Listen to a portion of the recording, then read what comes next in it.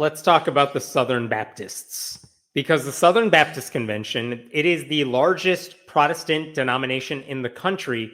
Every year they release what they call the annual church profile, which is basically their roundup of like, how is our denomination doing? Remember, the Catholic Church has a Vatican. It's a very hierarchical, top-down approach.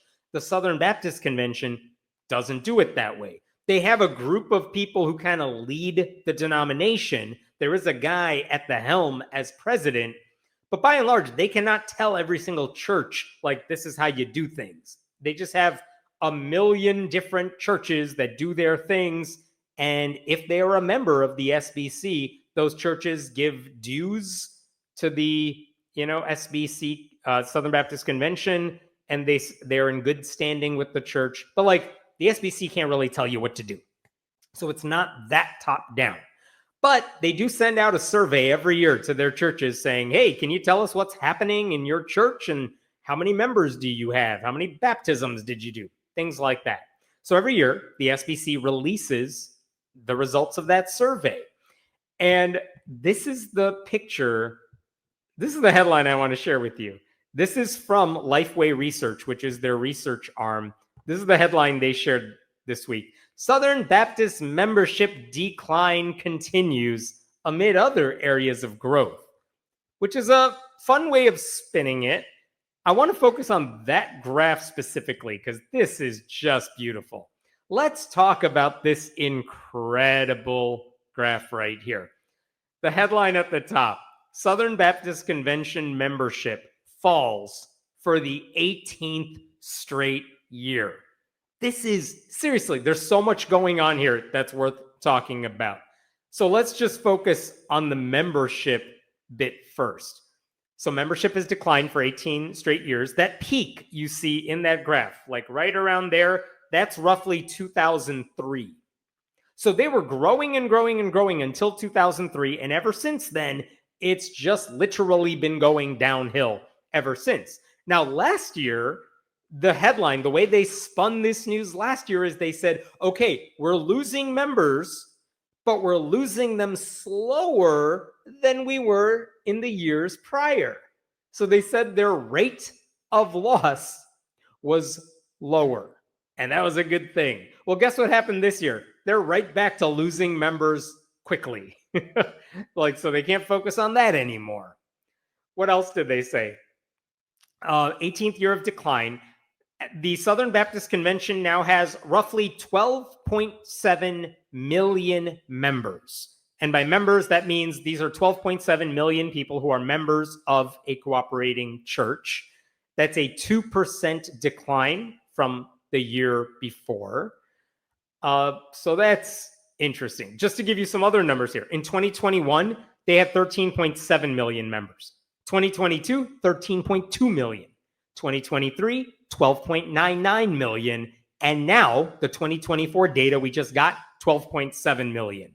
So that's where we're at. That's how they're declining. The last time they had numbers this bad, if you can draw like a horizontal line from this point above my head to wherever it meets elsewhere in the chart, the last time they had this membership, it was in 1974. This chart, by the way, it begins in 1950, but it's 1974 when their membership was still going up and Jimmy Carter was soon to be elected president. So it's been over 50 years since they've seen membership this low. In 2003, when they had their record high, that was 16.3 million members. The other way they're spinning this is they have this other chart where they say, okay, our membership is growing, but I'm going to remove myself here so we can talk about this. Our membership is declining. That's the blue line at the top. But look at the bottom, you guys. There's stuff that's going up. Do you see the stuff going? Look at this. Look at that.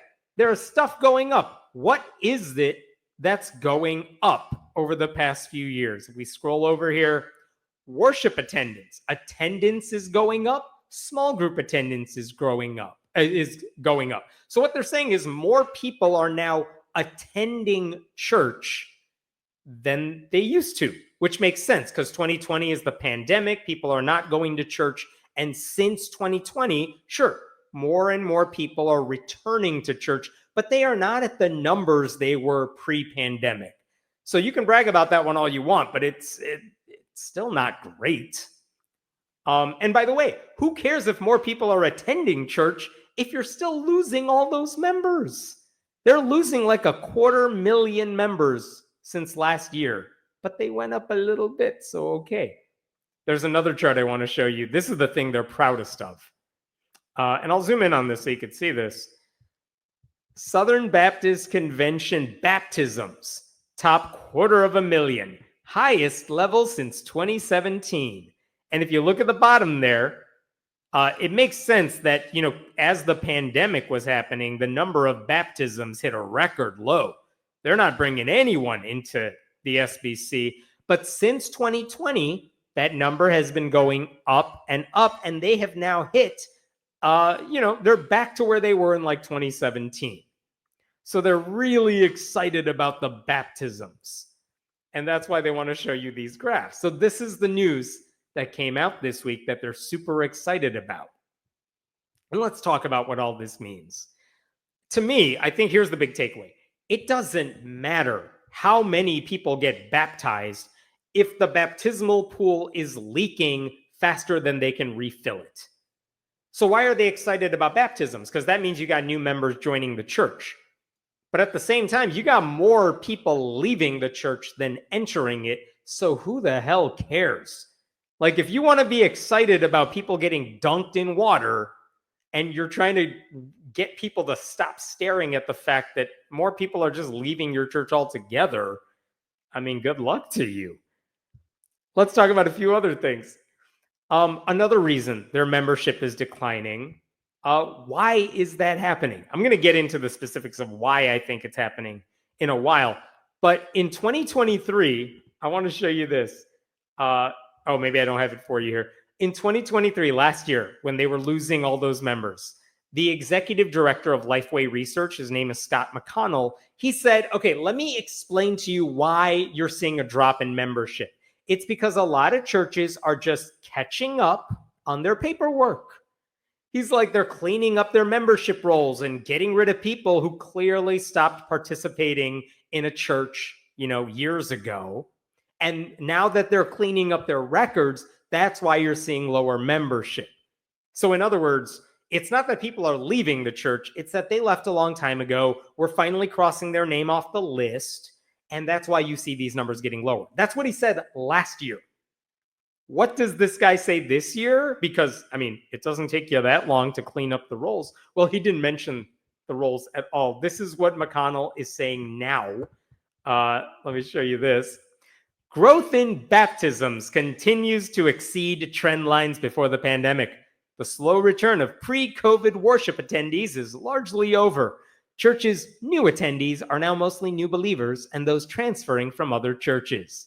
Which, fine, that may be true, but you are clearly not addressing the bigger elephant in the room, which is that, guess what? A whole bunch of other people want nothing to do with Southern Baptists at all. So why are all these people leaving? Well, some of them are just dying because, Southern Baptists, a lot of them are old. But nowhere in this entire report that they released analyzing the data, they did not mention how people are turned off by the SBC's pathetic attempts at handling sex abuse within its walls, how they have downplayed sexual misconduct among former leaders, how they have punished churches who have women on their staff, more on that in a second, how they have pushed out Black pastors who fought against, the racism in the SBC, how they have pushed out prominent advocates because they were too woke or something, and of course, all the anti-LGBTQ stuff. A different 2024 survey found that negative religious teachings or treatment of gay and lesbian people is one of the top reasons they gave for why they left the religion of their childhood. And the Southern Baptist Convention is like, no, we're going to double down on our bigotry. Here's another thing you should know. This is from the Tennessean, and they did an analysis of this data. Check this out. Three big megachurches, three key megachurches. Saddleback, that's Rick Warren's church in Southern California. And Elevation Church, that's Stephen Furtick's church in North Carolina. And this other one, New Spring Church, they've all left the convention in the past couple of years. New Spring just left a few weeks ago. And all three of those are among the 100 biggest churches in the country. So why did all three of those churches leave? It's because they are so big and they have so many pastors on staff. Like, yeah, Rick Warren's the pastor, but they also have like a dozen or 24 other pastors who specialize in various things. Like you have the youth pastor and you have the one who helps you with your finances and things like that. Well, at these churches, they decided, hey, let's make women who are qualified to do it the pastors who are in charge of, womaning stuff. Or, maybe they're pastors of something else. And they said they're good at it. And the people in our church like them leading the church in that capacity. They're not the person at the top of the pyramid, but they're in the leadership. They are pastors. And the Southern Baptist Convention is like, yeah, we don't like it when women have any sort of power whatsoever. And those three megachurches are like, well, if we were making us choose between keeping these women on our staff and being associated with the SBC, we get more out of the women than we do with you. So we're going to stick with them and leave the SBC altogether. And what that means is, I know 250,000 people have left the SBC since last year. These megachurches have like tens of thousands of members on their own. So when they leave, those are like tens of thousands of people leaving the SBC as well, unless they decided to go to a new church. That doesn't account for why all those people are leaving, but it's a big number. And it also sends a message that, you know what? The SBC isn't giving anything to us that we think we need. We think we are too big to fail. We don't need you. And we can use the money we would have given you in other ways. So that's why those big megachurches are leaving. And guess what? The reason they're even releasing this report now, this week, is because next month, the Southern Baptist Convention is going to hold its annual meeting where they vote on various things. And one of the biggest debates they are having right now is whether they are going to approve a new law for Southern Baptists that says all cooperating churches have to promise to, quote, not affirm, appoint, or employ a woman as a pastor of any kind. No women in leadership. They're going to vote on that law probably adopt it. And so they're going to, even though this was like a wink, wink, nudge, nudge, don't have any women on your staff, it wasn't an ironclad rule. And now they're about to make it an ironclad rule. So that's interesting. So what that means is instead of addressing all these issues that turn people off from Southern Baptist churches entirely, they're just rearranging deck chairs on the Titanic and saying, yeah, but we got a lot of baptisms. So like, don't worry, everything's going great. What about the sexual abuse problem within the Southern Baptist Church? This is an interesting paragraph from Bob Smetana at Religion News Service right here. Along with demographic decline, because their members are dying, the SBC has experienced significant conflict over the past decade with leadership turnover at several of its major agencies, feuds over politics, and a sex abuse scandal which led to millions in legal costs and a series of reforms passed in 2022. That actually sounds good. Those reforms, including a database listing abusive pastors, have stalled in recent years, with leaders saying that for now, it's not a priority. And let's talk about that database for a second. You know how the Catholic Church, one of the criticisms people have had of the Catholic Church is, okay, we know there was a priest that was accused of doing some horrible things. And what did the Catholic Church do? Well, they took that priest and they moved him to another Catholic church, maybe in another state, maybe a few towns over. And those priests just got shuffled around and they kept doing their abuse. Well, what happens in the SBC? Because again, it's not centralized. One guy at the top of the SBC pyramid cannot move a bad egg to a different place. So what happens is there might be some small mom and pop Baptist church. They call themselves Southern Baptist. They are part of the system, and they hire one of their buddies to run child camp at the church Turns out that dude's a really bad guy, commits crimes with those kids. So what happens? At best, the church decides we're not going to keep him around anymore. Let's fire this person. And then what does that person do? Well, they could just go to a Baptist church across the street, and there's no coordination between the two, which means it's really easy, harder than it would be in the Catholic Church, for some bad apple in the SBC to just move church to church. And a few years ago, local newspaper reporters decided to do an inventory of all these staffers who have been accused of crimes and charged with crimes of sexual abuse. And they found there were so many, and they were all over the country. And the Southern Baptist Convention said, what if we had a database where we kept track of these guys who have criminal records for abuse? That way, if a church is thinking about hiring some of these people, they could at least check in with us and find out if that person's on the list. And they were like, well, that opens us up to a lot of legal liability. So let's just not have a list. And so that list is off the table now. Meanwhile, some of their own, high up leaders have been accused of misconduct and all of that, and there are lawsuits. It's wild. Here's another thing to tell you. Last year, when the membership was declining again, the Southern Baptist Convention said when they sent out their survey to ask churches about membership, they said, hey, we have a couple other questions for you. Number one, do you do a background check on all your staffers who work with kids? And also, do your staffers get trained in reporting sexual abuse to authorities? And what they found last year is that only 58% of SBC-affiliated congregations required background checks for people who work with kids. Only 58%. And only 38%, only 38% of staff was trained in reporting sexual abuse. Only 16% said they were trained in caring for survivors of that abuse. So guess what those numbers are this year? We don't know because they stopped asking that question because they're like, oh, is everyone good now? No one's asking about it. Let's just not ask it and hope the problem goes away.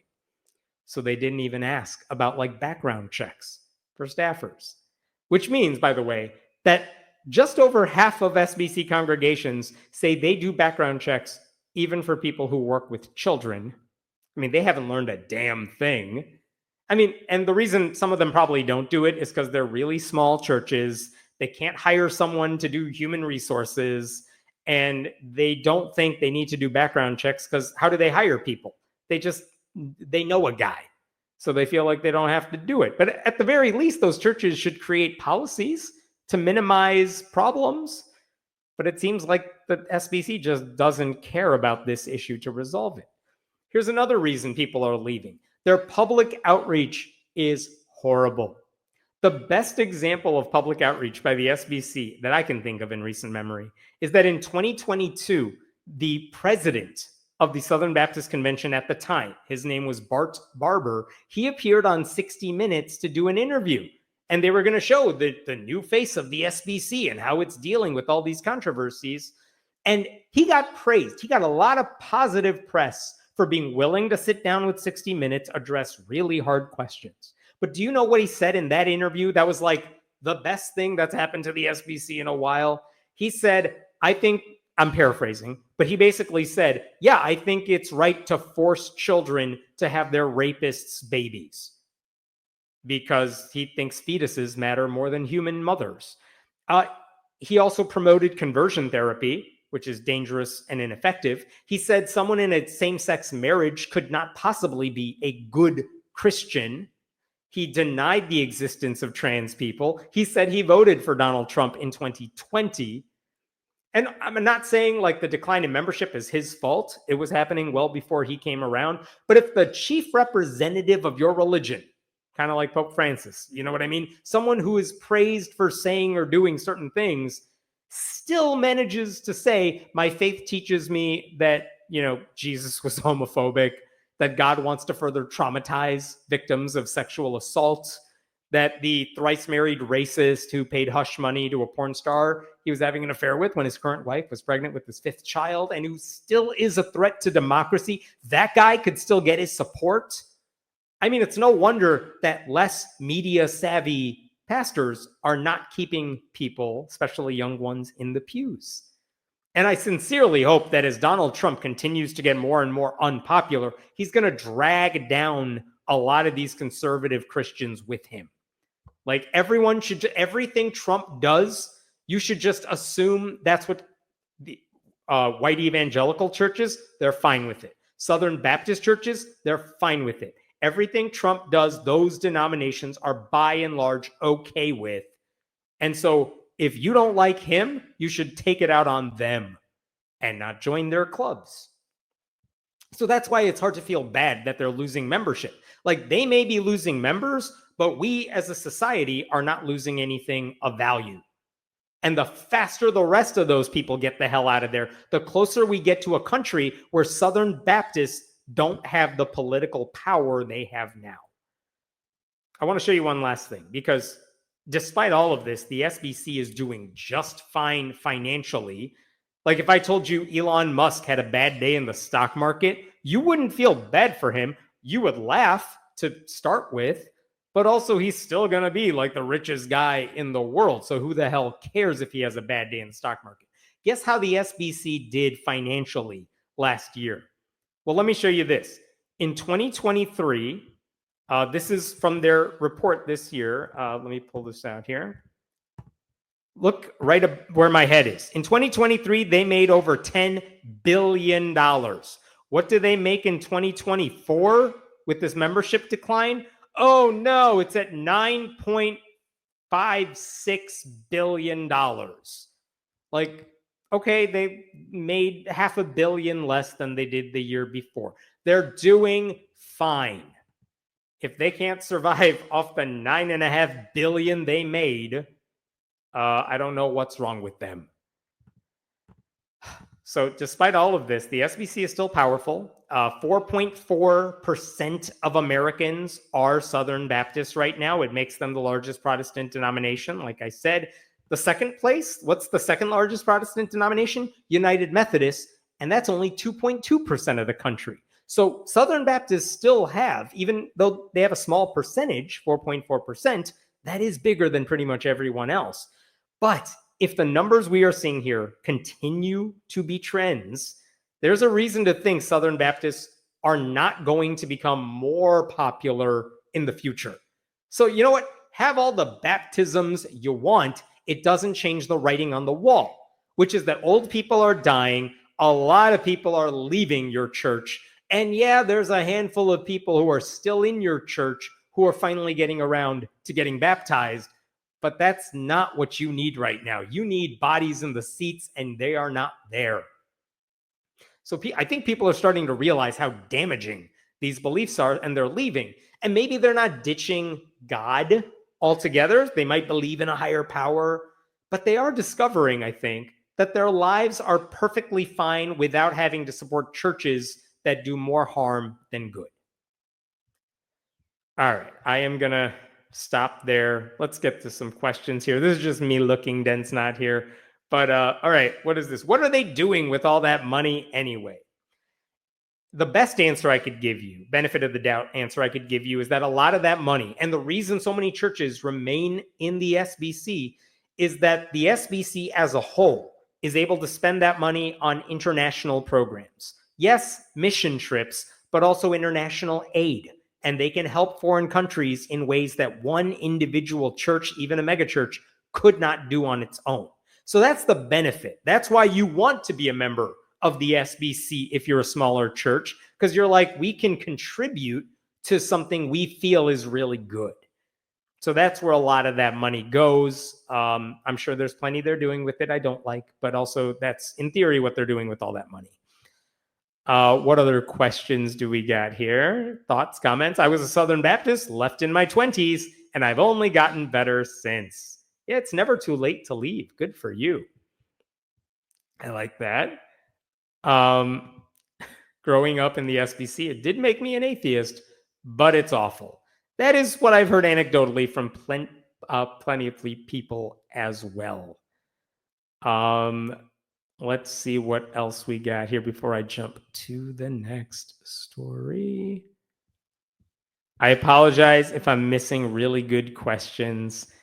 When I finish a story, if you want to leave a comment telling me which one I should tackle, let me know.